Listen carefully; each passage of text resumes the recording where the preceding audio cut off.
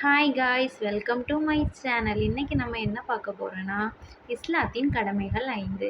அதில் நம்ம இன்றைக்கி என்ன பார்க்க போகிறோன்னா கலிமா. ஹவு many கலிமா நைகா ஃபாத்திமா?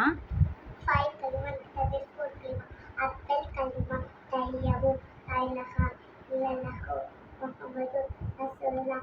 இரண்டாம் kalima ஷகாரத்து அஷஹது அல்லா இலாஹா இல்லல்லாஹு அஷஹது அன்ன முஹம்மதன் அப்துஹு ரசூலுஹு.